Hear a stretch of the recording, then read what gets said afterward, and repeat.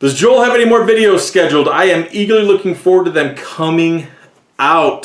Thank you so much for that kind and flattering email. I know it's been quite some time since my last video, so we have much to do, much to go over and make up for. Hello everyone, it's Joel Davis with the United Medical Transportation Providers Group, and youarethebroker.com.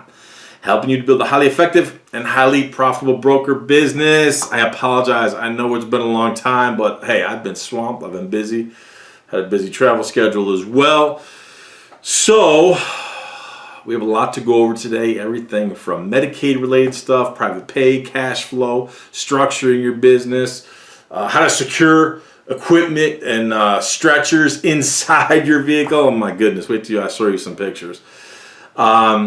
We have much to do, so let's not delay. Let's just dive right in.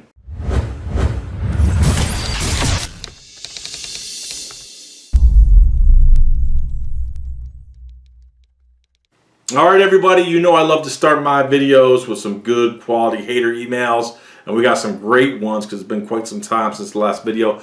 But in an effort to expedite and get into the most important content, I'm going to at least forego some of those lovely hater emails at least to the next video because I want to dive in. I mean, I got a lot of stuff here and we're just going to go as long as we possibly can within reason. So if you're up for a lengthy video, let's dive in. I encourage you, even if you have to break it up, watch it in pieces if you have to. There's a lot of good stuff I want to go through today, so make sure you watch this till the end. So yes, Joel, I'm so excited to make a reservation for one-on-one coaching. It's been 3 weeks now after I found you on YouTube. I can't sleep thinking about your words of encouragement. I'm the worst motivational guy out there, but hey, I love it. I appreciate that.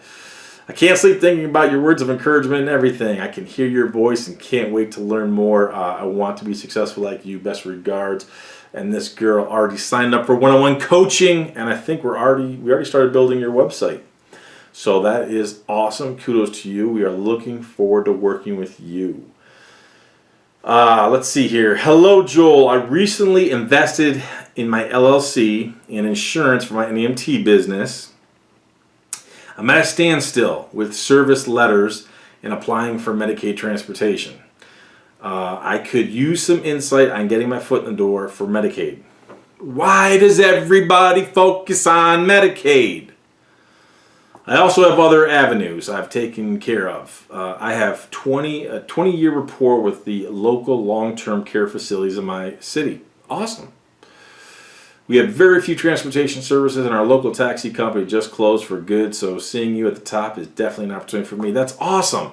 But then I revert back to, why does everybody focus on Medicaid? Should you pursue Medicaid? Yeah, if it's profitable. You don't mention if you're dealing directly with social services, which would be awesome because typically they're going to pay you higher rates of reimbursement than if you're working for a broker. So you don't mention any of that, so I'm not sure where you're located. But again, I've mentioned this in previous videos, and I encourage you to go back, watch all those videos. You could argue, and I see different statistics, that Medicaid transportation comprises anywhere from 30 to 40% of the overall NEMT business. So for argument's sake, let's go high. Let's say it's 40%. So you're fixated right now on Medicaid. So you're fixated on 40% of the market. So that means you just cut out 6 out of 10 people. All right, so you're focusing on 4. Of those, you know that Medicaid, especially if you're dealing with a broker, Medicaid brokers are notorious for they want to push as much ambulatory on you as possible. They're going to take Medicaid recipients who sit in a wheelchair most of the day, and they're going to try to the best of their ability, they're going to try to push them into ambulatory transportation, which means you wheel them down to the vehicle, help transfer them out of their wheelchair into a chair, seat of the car, and then take that wheelchair, collapse it, throw it in your trunk or whatever. That's how they're going to get around it. They take advantage of people all the time. That person who's sitting in a wheelchair during the day needs to be transported and seated in that wheelchair all the time for the safety, not only of you and your drivers, but most importantly, for the safety of that customer. But why do Medicaid brokers do that? Bigger ROI for them. You really think they care about you? You really think they care about you? No, no, no, no, no. Anyways, it's easy for me to get sidetracked. If you're new to this channel, I go off on tangents all the time. So, everything sounds good what you're doing here. You got a good rapport of over 20 years, so I'm not exactly sure what type of business and experience you have. You say you have a rapport with local long-term care facilities in your city for 20 years, so I'm assuming you're somewhere within that medical space, which is great. You want to leverage the heck out of that, and if we're working with you one-on-one, we are definitely going to exploit that for sure.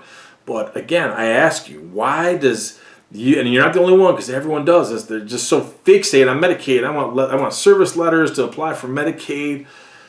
Again, I'm not saying you don't do that, but why are we so fixated on that? Again, we're focused on 40% of the market. I put down some notes here. We've all heard this type of data statistics before.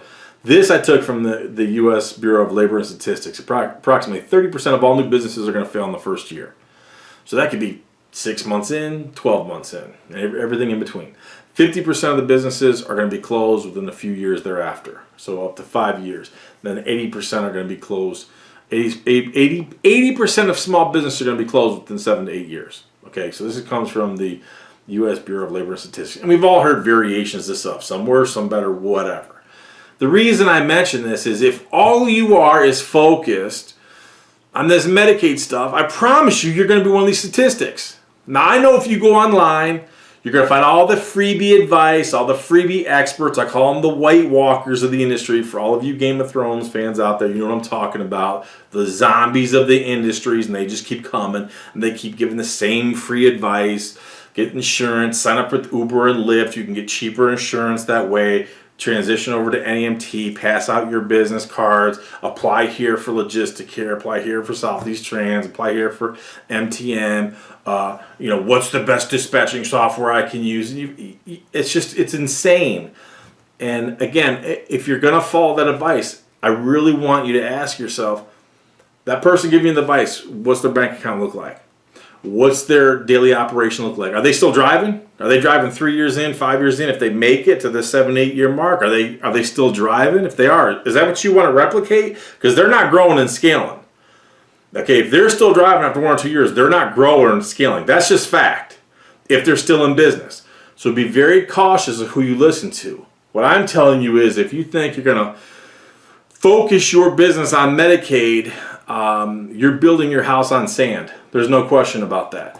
Everything that you're going to learn from this channel, my content, everything I'm going to teach you is from, do I want you to be successful in everything you do? Of course I do. Do I want you to be successful in the NEMT? Of course I do. But do I want you to get badges of honor and I'm going to be the best medical transportation provider I can be? Who cares? Who cares? I don't care. If you're trying to get an award so you can go to happy hour and brag to everybody that I got a fleet of 20 vehicles, I got a fleet of 40 vehicles and 50 employees, who cares? All I care about is your bank account, because I want you leveraging the heck out of this transportation business, out of that home care business, out of your broker business, out of your curb, anything you're involved in. I want you leveraging the heck out of it, making it real strong, positive cash flow. We push it through the wealth building asset protection diagram that I've shared so many times. We keep as much money within our system as possible, so we limit our exposure to taxation and we exponentially multiply the money within our system. But one of the reasons why I got so many hater emails is because I keep telling everybody how the businessman in office is going to remain in office. Look, he won big. They're trying to do the great steal. It doesn't matter. It's all going to be exposed. He's going to be in office. Now, I know I got a lot of hater emails because of that. That's cool. Many of you right now just don't subscribe because you disagree. That's cool too. Let's see. It's Sunday afternoon on the 6th. Mark my word, that businessman in office is going to be remaining in office. But the reason I bring this up is, if you'll remember a few years ago, for those of you who voted for the sleeping dementia patient with the sidekick Medusa, if you'll remember a few years ago, he said, you're more patriotic if you pay more in taxes. What's the businessman in office say? No. You leverage the tax laws to your favor to limit your exposure to taxation, because that's how rich people get rich. And my goal is for you to make as much money as possible. How are we going to do it? Have strong positive cash flow coming in. Keep as much money in your system as possible. limiting your exposure to taxation, using yourself as a bank. Do you know, I'm going off on a tangent here because I'm preaching.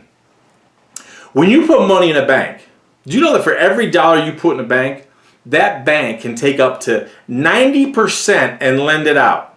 90% of your money they can lend out, which means for every dollar you're bringing in, I mean, think about how much money they're making out on your money. And what do you, if you have right now, if you have money sitting in a savings or a checking account, dude, you're making like 0.025%. I mean, you're making nothing. Let's just call it zero. You're making nothing. And I get that. I understand that. I have a lot of money in the bank sitting there doing nothing, but that's my rainy day fund. That's my, if I'm traveling, I want to buy something. That's my, I get that. So that's okay. But then I got a lot of other money in other places that are just making exponential money. That is something I want you doing, making as much money as possible, pushing it through your system, limiting your exposure to taxation, taking your money and leveraging the heck out of it. So just like the bank can take up to 90% of your money to invest it wherever they want, I want the same for you. Take your money, leverage your money, and exponentially multiply it in different places. And we're going to talk about this big time in the future, especially at my next live event, but that's down the road. I know I'm going off on a tangent, but I told you this is why there's a lot of things to go through today. But if you're starting out your business right now, I need letters of service and support for Medicaid. For what? For what? How about rather than focus on only the 40%, we focus on the 60%. And that 60% is comprised of people who pay privately, private contracts, service agreements with all different types of hospitals, facilities, government agencies, things of that nature. That's when you start making real money.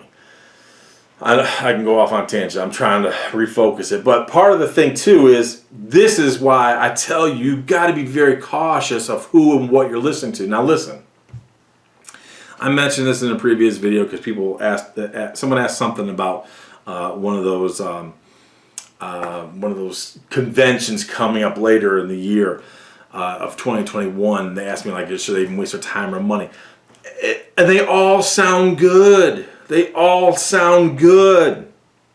Their goal, and they're going to preach all that warm, fluffy, fuzzy, feel-good fluff of, we're going to raise the standards.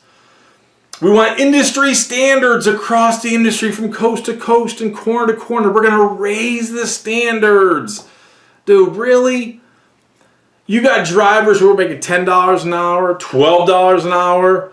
One of my client providers, he knows I love him. I always preface it with that. He knows I love him, but he knows when I kill him, he's paying some of his drivers $17 and $16 an hour, which is more than what some EMTs are making. You're crazy. You don't pay your drivers that much.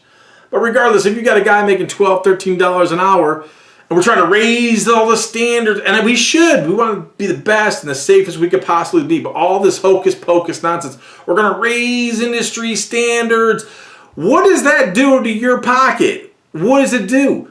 We're starting to, what do? We're going to implement new rules and regulations that are going to further drive up your costs, have more hoops that you have to jump through. More red tape that you got to cut through. That's like slowly putting the noose around your neck and strangling yourself. Why would you do that? It's insane. And the same people who are preaching all this, we're going to raise the industry standards. I want you to go to every single one of their web page, their promotional pages, and look at their sponsors. That's all you got to do. You want to talk about reality check. You want to talk about transparency. You want to see where their real heart is, their real intention. Go to their sponsors. If you go to their sponsors and you see Logisticare, MTM, Southeast Trans, any Medicaid brokers out there, you see the Ubers, the Lyft, the Uber Health, all that stuff, they're telling you, they're signaling exactly what their true intention is. Get as many people through the door, pick up your money, pick up your 30 pieces of silver to the best of their ability. They are really catering to those sponsors. You really think they care about you? And you get to wear your lanyards and go off in your breakout sessions, and they're going to push you to buy $50,000, $60,000 new vehicles, software systems that are going to be thousands of dollars a month. You really think they care about you? It's insane. And you tell me how you're going to be profitable. You tell me how you're going to be profitable like that. You're not going to be. I know you're more patriotic if you pay more in taxes. Are you insane? The goal is to make as much money as possible. Be very smart with the capital investment, cash flow. Make sure, if you have strong positive cash flow, listen to me very closely. Listen to me very closely. For all of you who haven't unsubscribed yet, I'm sure a lot of you already checked out, and I'm cool with that. Listen to me very closely. If you have strong positive cash flow, which is not going to come from Medicaid, it most certainly is not going to come from a broker that all these yahoos for their magical conventions and feel-good backslapping conventions that they're all these brokers are sponsoring. That's not going to give you scalability. It's not going to give you positive cash flow. Listen to me very closely. If you have strong positive cash flow, there is no reason, absolutely no reason, you should not be a millionaire in 5 years. And once you're a millionaire, dude, bro, sister, I'm telling you, once you're a millionaire, making your first million, which I just still don't believe is hard, but anyways, you make your first million, making your second, third, fourth million, it gets easier every single time. I promise you that. I absolutely promise you that, especially when you got markets like we have right now. You saw that the Dow hit over 30,000 this past week. The Dow was at 30,000 plus. I think it was 30,200 plus-ish, plus or minus at one point in time. You want to talk about record highs during this scamdemic? During a scamdemic when half the country is shut down and your loon tunes, California, Michigan, Illinois, New York, Connecticut, every place in between, all these loon tune communist states are still shut down. And they took away your Thanksgiving, they're gonna take away your Christmas. And we're hitting over 30,000? Joel, you're going off on a tangent. Oh, that's more than a tangent. That's like tangent on steroids. I would say I apologize, but I don't. Man, craziness. So let's continue to move on here. Let's see. There's so much here. I want to make sure I get the good stuff. So, hello, Joel. I thank you for all your knowledge you have given, and hopefully I can attend your roundtable gathering. Awesome. I have an issue with a facility that I'm doing business with. They call us for transportation. We bill them afterwards. I've even had the person in charge of accounting sign that they received our invoices, but she repeatedly ignores my emails and gave me attitude on the phone when I spoke with her. What do you think I do next? What do I do with this problem? So I'm assuming what you're saying is you're not getting your money. So you're working for free. In fact, you're not just working for free. You personally are paying to transport others. So they're getting free transportation. You're paying for it. So, wow. I mean, that's got to stop. As in, like, it's over. It's done. It's like we're not transporting anybody. I mean, if the price isn't right, I don't get out of bed. I don't put the key in the ignition. I don't turn over the engine. Okay. But this isn't even the price is right. This is, you're going to pay to get out of bed, turn over the ignition, all the expenses thereof, go transport your people for free. I mean, if this is the case and you're not collecting money, you're a charity service. Let's just be clear. You're a charity service. So everything that I just ranted about and I went off on, you're never going to experience any of it. You're never going to have any of it if you don't collect your money. These past couple of weeks, I've been working with a lot of different people on different types of service agreements and contracts. You have to put in there that you got net 15 terms. Now, realistically, you'll give them net 30. So we put in those agreements that we want to collect our money on net 15. We charge a penalty fee, a finance fee, as of net 30. So really, we want our money in net 15, which is great if you get that. If you exceed net 30, then we'll put a finance charge on there. But we're collecting our money. If we don't, boom, just like we put in our agreements, we're out. You don't pay your bill, we're out. I mean, especially with labor costs being higher nowadays for any business, absolutely not. Absolutely not. So understand everything that I just ranted about a little while ago. I mean, think about this. Think about this. All these people in their conferences, oh, come to our conference, come to the Backslappers. Come listen to all the Backslappers, have a breakout session, have lunch with some of the other famous Backslappers here. We could take pictures with their lanyards on. But don't worry, we're all raising industry standards. Think about the problem you have. You're not even collecting your money. You're not even collecting your money. Do you really think that you give an SHIT about the raising industry standards? You're not even collecting your freaking money. Again, if I don't know who you are, let's say your name is John. John, does John really care about raising industry standards and talking about stupidity at one of the backslapper conventions, and he can't even get people to pay their bill? Hell no. Hell no. Oh, man. I am intrigued by your broker business, but can you share more about how you actually collect money?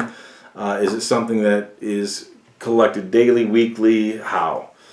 Daily. I mean, with my broker business, again, for all of you new to our channel here, my broker business has nothing, zero to do with Medicaid. So when you hear the word broker, you have to completely fragment yourself, disassociate yourself from the Medicaid mentality. My broker business has nothing to do with NEMT, nothing to do with brokers. But in terms of being a broker, we get paid first. All the money flows through us. It comes through daily today. So let me see what I can pull up here. Okay, here we go. So what happens is in our account we use authorize.net. That's our merchant service provider. So I have 2 accounts with them because I separate my business. I operate across 5 states, so I keep it separate. Never put your eggs all in one basket. So I have 2 accounts with them under 2 different company names. So this one right here, so what happens is every single day we get emails of all the transactions, and I personally get the emails of they settle every single day. So this one settled last night at 6:24 p.m. So this one looks like yesterday we had 39 transactions totaling $6,755 and change. So that means we had, let me do some quick math here. So that means, let's see.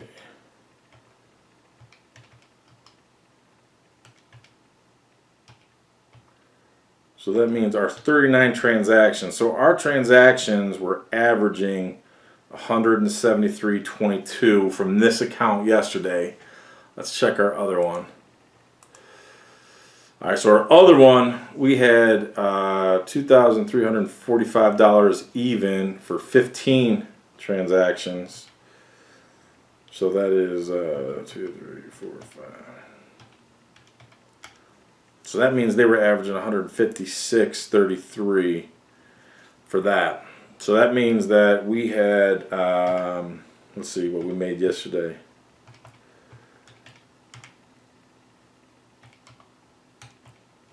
So that means we made 9,100 yesterday. Okay, so we made 9,100 yesterday, and that's every day. That's every day. So every single day, authorize.net settles. There's a settlement every single day. So for each account. So we did 9,100, and let's see, we did what was it? I think it was 39 and 15. So 54. We did 54 work orders yesterday. So 9,100 divided by 54. So that means our average yesterday for each of our work orders was $168. So to answer your question, that's every day. So that's my money that we've made before we pay our contractors. So let's see, realistically, if I pay, let's say we average, let's say 75%. Let's say I average paying my contractors 75%. That means I would have paid out just over 6,800.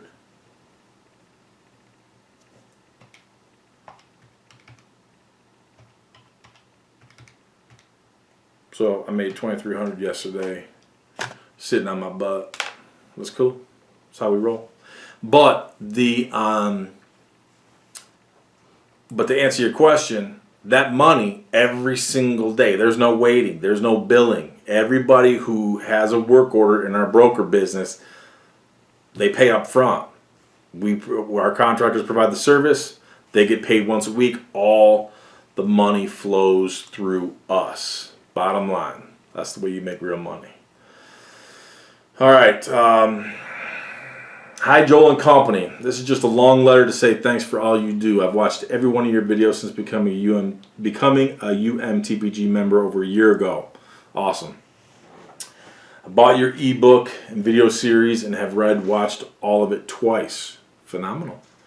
You have awakened me to reality. I thought I was doing well and would have done even better to scale up by hiring more drivers. Your advice of know your numbers was shocking. Let me explain. I'm a 72-year-old. That is absolutely phenomenal. Working, hustling at 72. Kudos. That is phenomenal. I love that, man. I love hardworking people, man. I love it. I'm 72 years old. Started my NEMT business in April 2019. That's phenomenal. My original goal was to add a few $100s to my Social Security income. Dude, this story gets better and better, man. My new goal is to sell my $1 million business in 3 years. Okay. And finally retire. That is awesome, man. I've made contacts to wean away from Logisticare using your market analysis. Phenomenal. You're right, it's a process. I made good money, but then I was ready to scale despite my hire so I could have time to sell. I didn't realize the bottom line until I made a spreadsheet with all the expenses. OMG, numbers tell no lie. You're absolutely right. This is why I love numbers. And I tell you, don't make emotional decisions. Make your decisions on the margins. Let your numbers dictate what you do. He continues, I took in gross sales as the beginning number and the spreadsheet spoke. Exactly. Looks like Dan abbreviated a lot of this stuff here. I'm reading Dan's notes in the margin here as well.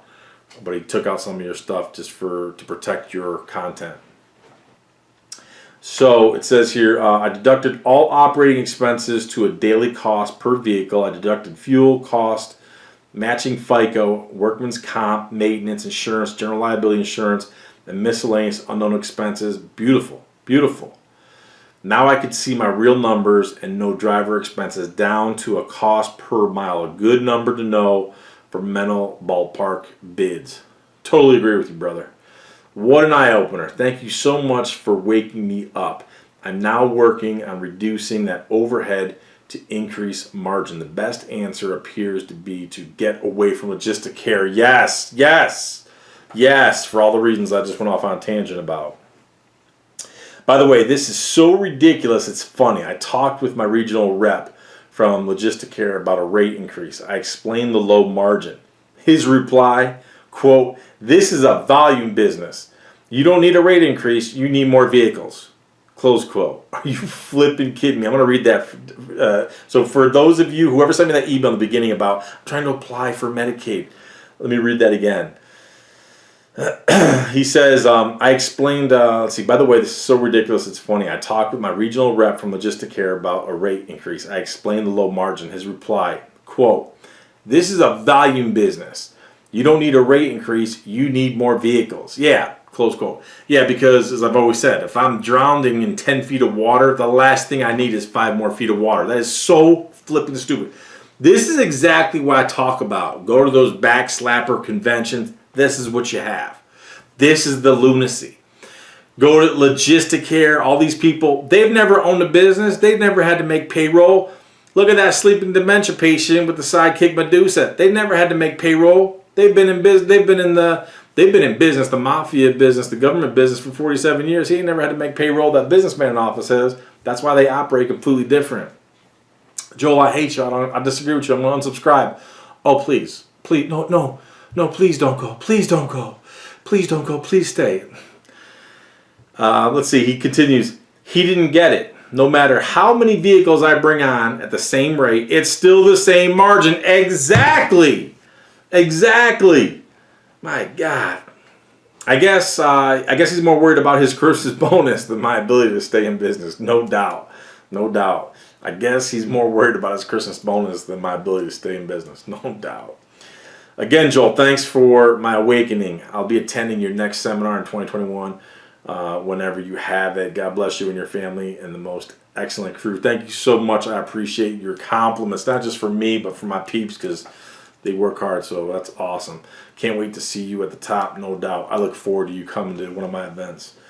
Phenomenal. Now this was taken from just a small excerpt from a guy who I'm working with right now. His goal by the end of, let's see, he's been in business 2 years. His goal by the end of by April 30th of 2021 is to have $250,000 in business saving in liquid cash. We're going to talk about that in a second. Earning 50%, earning $50,000 a month in revenue with 50% margin. Phenomenal. Two things. I'm all for, man. Let's have that $250,000. I'm all for that. Now, I have $200,000. That's my rainy day fund. That's sitting in the bank. Like I said in one of my previous videos, I can't even get a $5 Subway fill up on that because interest rates are zero. Which is fine. Because the markets are raging. Boom! I can make it 50%. I'm making 50% of my money. I've shown you my bank statements from some of my investments. We're making huge ROIs, man. It's like, why would I have money sitting in a checking account? You personally need, wherever my next event is, wherever that is in 2021, you need to be there because one of my financial advisors is coming. We're going to talk about a lot of different things. Not just like investing your money, but what you do with your money when it comes into your system, into your wealth building asset protection system. What do you do with that money to position it so that you are your own bank? So just like the bank can loan out 90% of every dollar you put in the bank, you want to be able to take your money and multiply it 2, 3, 4 times over and leveraging your own money to make more money. Those are things we need to be talking about.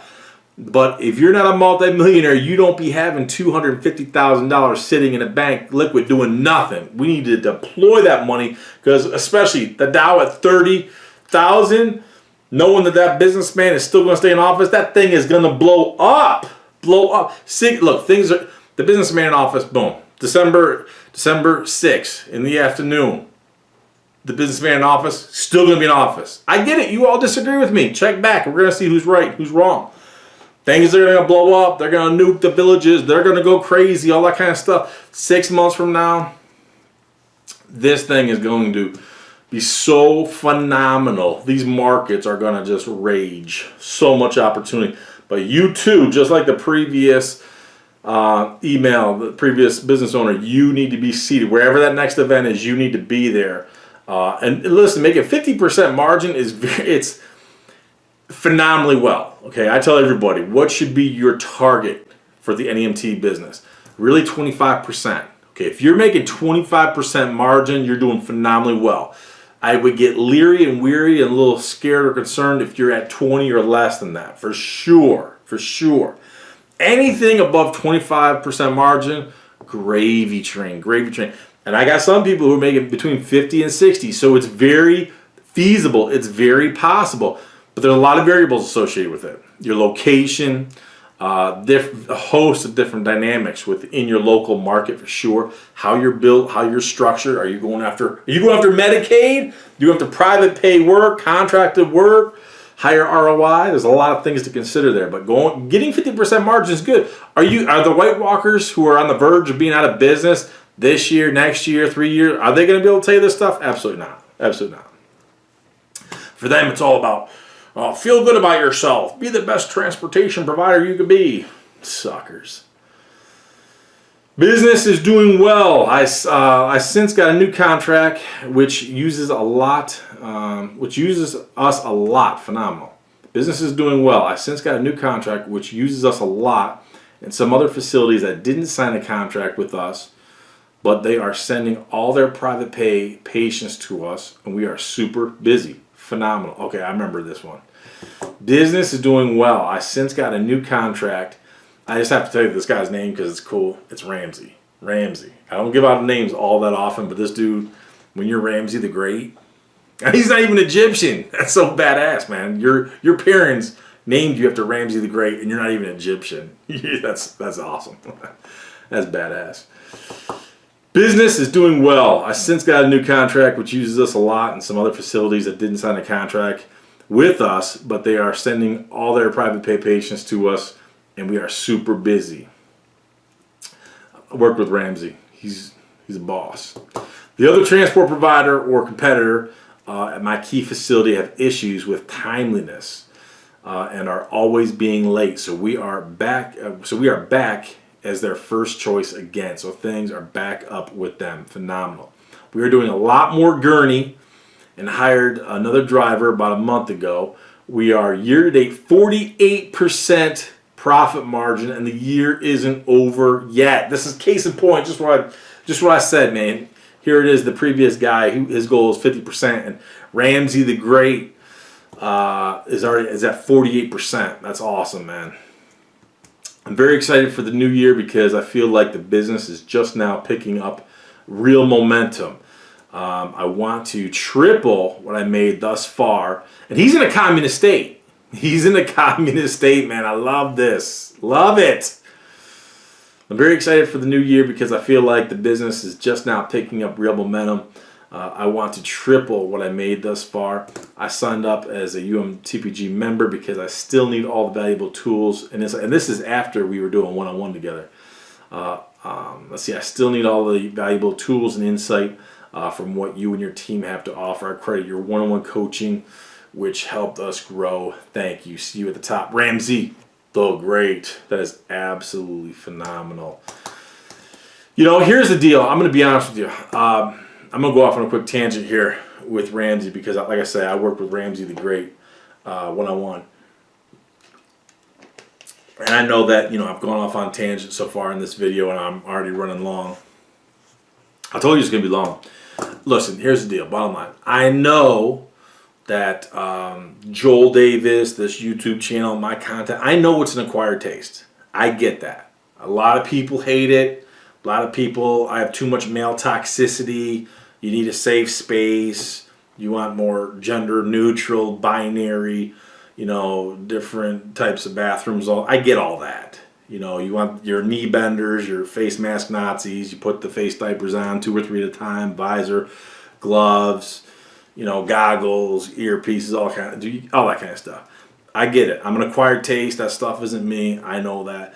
I would tell you that realistically, if you're still watching, rather than waste your time, if you're not going to follow the White Walkers, go to LinkedIn, man.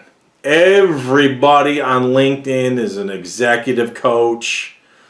They're all executive coach. They do consulting all over for countless industries, all this kind of stuff. They're all best-selling authors and speakers and coaches, all that kind of stuff.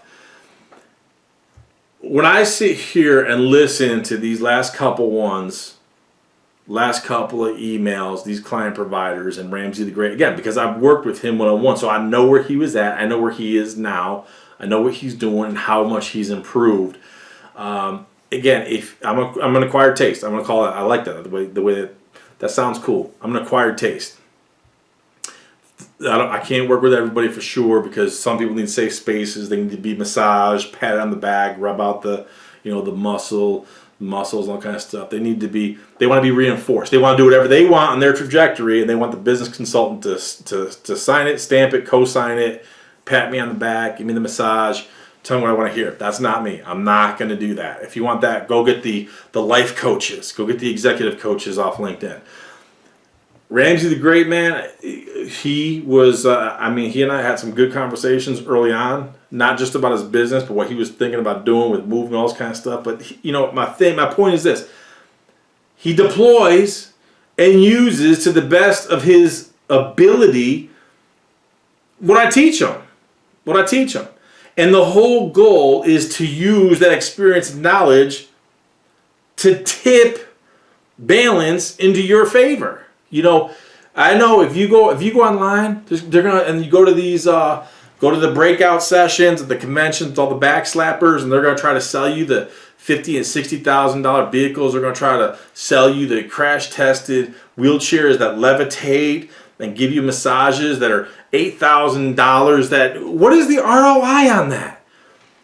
These people here who I've worked with who are making bank with 50% margin, they're not doing that. They're not paying $7,000, $8,000 for a crash-tested dummy wheelchair that's going to slow you down and slow down your logistics and totally demolish your layout inside your vehicle in terms of how your capacity, because when you got one of those in there, that's all you could have in there.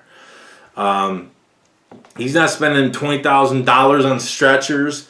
It's craziness. It's about the margin. It's about having the proper capacity to meet demand and creating and positioning yourself to maximize your margin. Bottom line, are you going to hear that type of tough love or hard message with all the backslappers who are trying to sell you that $7,000, $8,000 crash tested dummy, wheelchair? And they're badass. They love it. I mean, they're cool. They're cool, man. They do greatness. They do great things. But do you need it to be successful? No. If anything, it's going to slow down your logistics and it's going to burn a hole in your pocket. Bottom line. That's why I love these guys, man, because they deploy the strategies to a T and their margins are so high. I love it. Joel, my name is blank. I'm going to leave that out. And I own a small transportation company. I heard several of your videos, and I feel now is the time to approach you regarding some of the things you mentioned. You talked about my business and others in which we are so tired of the nonsense with Logisticare, First Transit, and others. I listened and even had my husband to listen to you. We were impressed, but it's so hard to believe and trust anyone nowadays, so we did nothing. Now, communicating with over 3,443 other companies. I'm not sure what that means. Now, communicating with over 3,443 other companies like myself, and they are at their wits' end. What can you tell me that I can relate to them so that we as a mighty whole can take charge? I know sometimes you will read a letter and comment.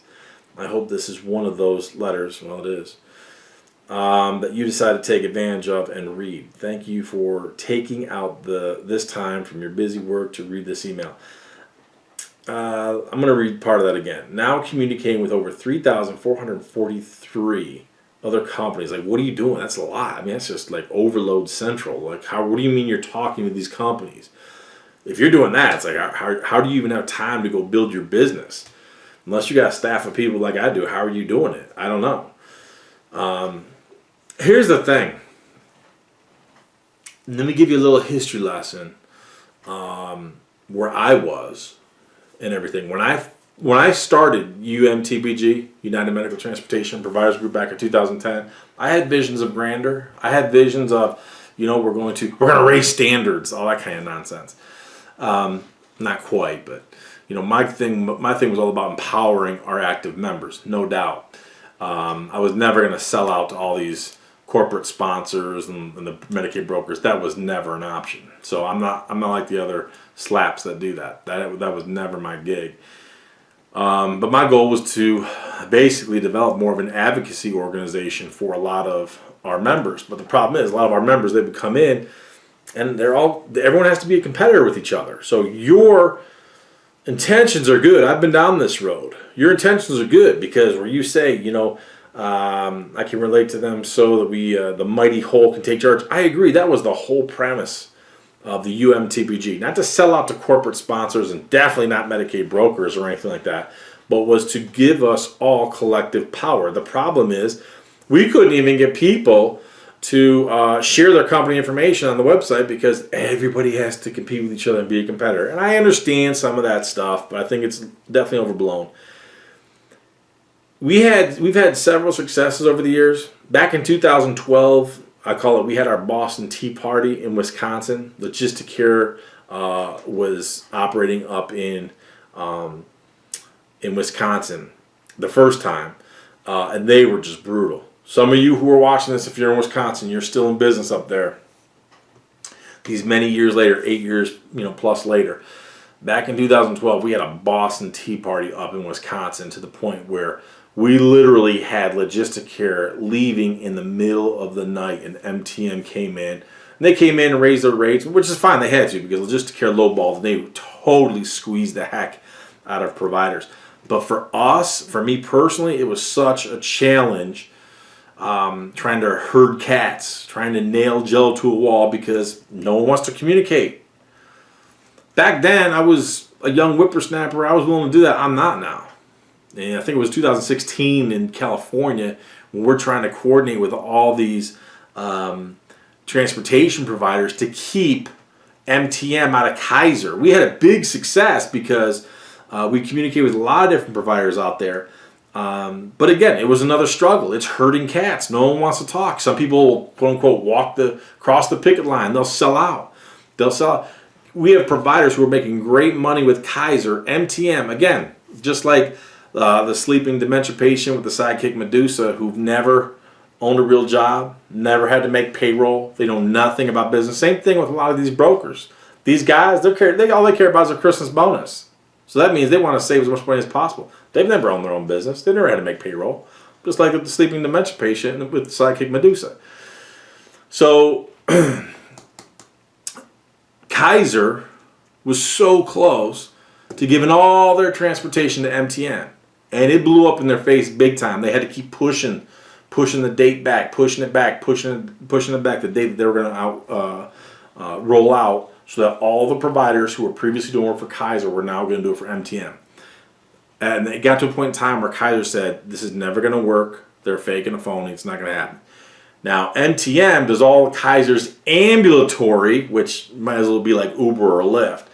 But they did not get the Holy Grail, which was the transportation and the stretcher work. They didn't get it. But it was a big challenge for us. So going back to the Boston Tea Party in Wisconsin, going to the MTM and Kaiser, a couple years back, shortly thereafter, down in Louisiana.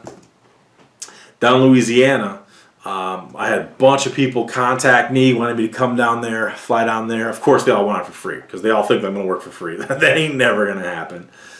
And I'm busy with my own broker business and everything else I do. So the last thing I was going to do was go down there and work for free for sure, especially because all you're doing is herding cats. I know I'm going off on a tangent here, but I'm really trying to give you the long backdrop so you could understand from a macro perspective. First and foremost, man, if you got a business that isn't making money, just get out. Get out and go do something else, bottom line. Now, should you try to rework it and retool it? Absolutely. Can you take a business that's not profitable and make it profitable? Sure. There's many different things and considerations and strategies and tactics you can deploy. But ultimately, if you get to the point in time, this just isn't going to work, walk away with it, have no regrets, use it as a learning experience, move on to the next venture, bottom line. And that's where, if I'm in the transportation business, I'm not making money, boom, I'm out. I'm not married to it. So for all the people, all the White Walkers, we're trying to raise standards. I want to be the best transportation provider I can be, Ralph. I'm out. I don't care. I'm not married to it. My goal is to make money, put food on my table, create an inheritance for my children's children. I want to live fat. I want to live large. That's the way it is what it is. So call me what you want. I know a lot of you have some people have sent emails and how can you be a Christian? All you care about is money. No, I'm just honest about it. All that nonsense that Christians got to be poor and poverty, dude, screw you. I ain't down with that. That ain't going to happen. But if you've talked to 3,443 people, man, I don't even know what to say to you because that's more than I ever talked to, not even remotely close to that, even in Wisconsin. We had huge success in Wisconsin and California. So I don't know what you mean by now communicating with over 3,443. If you're doing that, you have a skill set, man, that you should be doing something else that's going to make you real money because it most certainly isn't going to be this. And I don't see where you're at. You don't mention where you are. But again, the premise of everything you say is we are so tired of the nonsense with logistic care and first transit. Well, then why are you doing it? And you've communicated with 3,443. That means, do you realize of that 3,443, you have communicated with so many White Walkers of the industry, all the backslappers. And you say here, other companies like myself, and they're all tired, they're all at their wits' end. That means they're all chasers. They're all chasers, man. Bottom line, if you want to be the best transportation provider you could be, make a little bit of money, this and that, you're a chaser. If you want to be a creator, you want to make real money so that you could take your money, you have options, you could do whatever you want, you could create things, big difference between being a chaser. You're tired, you're at your wits' end, you're chasing. That's not what this is about. That's not what this is about. So if you have been communicating with 3,443 chasers, you got a huge skill set that you need to be able to leverage and go do something else. Take that energy and go put it somewhere else profitable. Because if you're dealing with this many people, all quote unquote business companies like myself, you said, so quote unquote companies like myself, all geared towards focus on logistic care and first transit, 40% of the market instead of 100 or 60% of the other 60% of the market. You're wasting your time and effort. You're casting your pearls before the swine. Go do something else. Or else totally overhaul your business so you're focused on what's profitable, because it's never going to be logistic care or first transit. Here's the deal. I want you to take a look at this. I want you to take a look at this picture. Okay, this is a roulette wheel. And when you look at this roulette wheel, you say, man, those are good odds. This is a roulette wheel, standard, everyone's seen it. You're going to say to yourself, man, these are good odds, because I got a 50-50 chance I'm making money. Could I lose? 100%. There's a great chance you could lose, 50%. There's a 50% chance you could win, 50% chance you could lose. Not. Just like I told you, when you take money and you put it in a bank, by law, that bank take 90% of that money you deposit, and they can go out there and loan it in any way they want, reinvest it elsewhere, whatever. When you look at this roulette wheel, 9 out of 10 people are going to say, I got a 50-50 chance I'm going to win. I'll take those odds. But it's not 50-50. And do you want to know why it's not 50-50?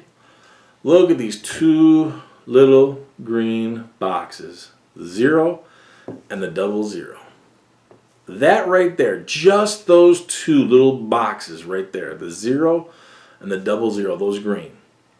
That's all they need to tip the balance in their favor. That's why the saying, the house always wins. The house will always win. Will they lose some? Sure, they're going to lose some. Are there going to be some people who are going to come in, they're going to boom, hit the jackpot, they're going to win it big? Sure. But there's going to be so many other people come in, they're going to lose. Those two little green boxes there, 0 and 00, totally slant the odds in favor of the house. What does this have to do? Because realistically, if you look at it, you don't have 50-50. You got 52-48. 52-48% in favor of the house. That difference of 4% always guarantees that long term, the house will always win. Guaranteed. 52-48, that's all they need. What's the point of this? Everything I teach you is about how do you tip the house? How do you tip the strategy? How do you tip the odds in your favor so that you always win? If you're waiting on logistic care, first transit, if you're taking your money and you're putting it in a bank and you're content with 0.0025% or whatever it is, the 0, you're not tipping anything in your favor. When you look at that wealth creation, asset protection diagram, that system that you want to deploy, again, I'm going to say this again, I said it earlier. If you have strong positive cash flow coming through, there is no reason you should not be a millionaire within 5 years. Guaranteed. Some of you are saying, well, Joel, I want overnight million. I'm saying you a millionaire, not the business. The business could be, look, you could have a business that makes $3 million, $5 million a year. That doesn't mean that you personally are a millionaire. Even if the business is valued. I'm talking about you personally. There's no reason you shouldn't be a millionaire within 5 years if you have strong cash flow, bottom line. There's so many different things you could do. You could leverage the heck out of your business. You have someone who's out there who is an employee, a W-2, they got fixed income. They can only make so much. You as a business owner have so much more to your advantage. You're already starting to tip it. But now you lack the awareness, the consciousness of how to further create and deploy sound strategies to further tip it, so that you are the house. So it always, everything tips in your favor. Hey man, you've seen some other videos. I've read messages from client providers. They're doing some broker work, but they won't even waste their time going in network. If you want to work with me, I'm saying I'll network. You're going to pay my price. I'm going to tip it in my favor. I'm a business owner. I'm all about being self-employed, self-empowered. You're not going to dictate terms to me. If you want me, you're going to use me, this is what it's going to be. You tip it. You tip it to your favor. That strategy, the wealth creation, the asset protection, we're tipping it. We're tipping everything so that you are the house. Everything tips to your favor. We limit exposure to taxation, keep more money in our system, invest in things that are going to give us exponential growth. Take our money, put our money in our bank, take it out tax-free, leverage it exponentially, serve as our own bank. Bottom line, there's so many strategies. Now listen, I understand. Again, I'm an acquired taste. I'm not gonna massage your back. I'm not gonna work out those kinks. Okay, I'm not one of the White Walkers. If that's all you want, follow the White Walkers. I'm never gonna be one of those backslappers. But when you look at this, the average person, the average White Walker, the average chaser is going to look at this and say, hey man, you got 50-50 odds. No, you don't. The house is already slanted. The odds are already tipped in favor of the house. You need to be the house. Everything needs to be slanted and tipped to your favor. Bottom line. Joel, you're going off on tangents. Yeah, I know. That's what I do. All right. We got a lot more here, but I'm losing my voice. So I'm going to leave you with this. This is crazy. I've seen these things before, but for those of you who are rather new,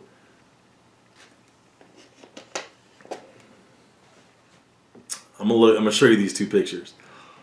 This is from a client provider. Love them. This is a client provider. Husband and wife team doing great. Huge opportunity. Totally rebranded their business. Great people. Love them. Funny as heck, man. Hardworking. Going to purchase some assets from someone who was in business. Now they're out of business, and it's easy to see why they're out of business. And I'm sure there's a lot of different reasons. But when you look at these two pictures, let me make this abundantly clear to you. You never, not ever, not ever, not today, not tomorrow, not ever, secure a stretcher with straps, with those J-hooks.